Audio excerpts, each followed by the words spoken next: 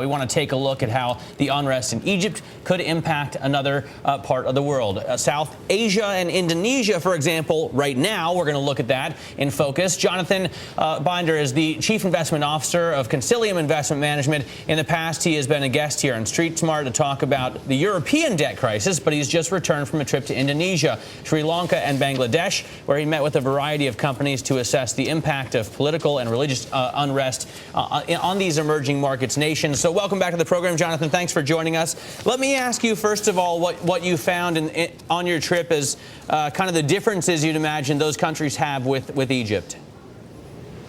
Well, most of those countries, well, in fact, all three countries are functioning democracies and really have very little of the kind of religious tension that you get in some of the other emerging market countries, particularly like Pakistan, and obviously what we're seeing in Egypt. So it's an entirely different kind of atmosphere, actually a friendly environment, pro-business, and the people are working hard, and the three economies are all growing quite rapidly.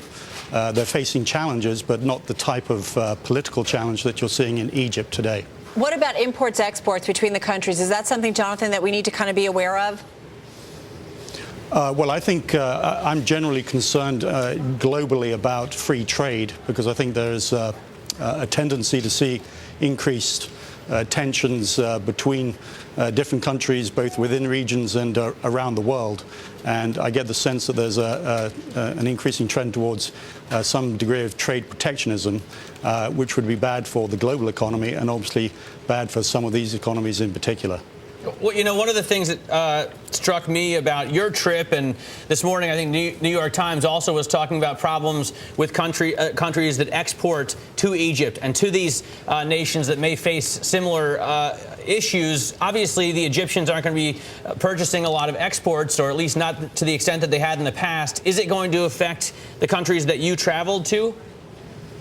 No, not really. The countries that I visited are mostly exporting either to India, China, the developed markets. Their relationship with Egypt is relatively limited, so the only concern is the political conflict there and what it might create in terms of more global uncertainty. But there's no real direct or appreciable direct relationship between those three countries in Egypt. I only ask because India, I know, exports a lot of goods to Egypt, and Bangladesh, of course, being right there. Let's talk about the possibility of a democracy, because one of the sort of knife-edge issues that the U.S. faces, of course, is whether to rely on a dictatorship for stability, or sort of toss the coin in a democracy where you're not sure if you get the kind of regime that you like or that likes you.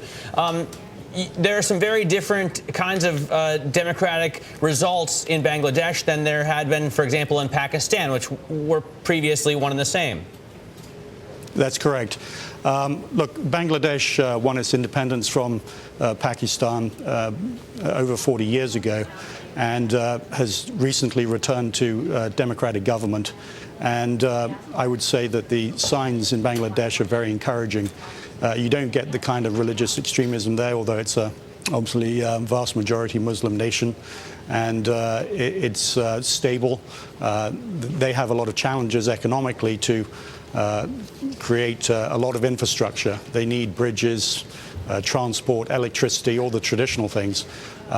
So they've got a lot to work on, but you don't face that kind of dictatorship question right now, and I don't think so. I don't think you will do for quite some time. Jonathan, a bigger issue for some of these countries, just quickly, is it more some of the U.S. policy, and I think specifically about Fed policy? Yes, absolutely. I think a lot of emerging market countries these days are facing the problem of rising inflation. They're having to raise rates to fight that inflation. The Fed policy is creating huge monetary inflows into these countries, which is not helping the problem. It's causing commodity prices to go up, food in particular, energy, of course, which are all big components of their inflation indices. So they face some big challenges there, and that's my major concern at this point. All right, Jonathan, thanks for joining us. Jonathan Binder there, Chief Investment Officer at Consilium Investment Management.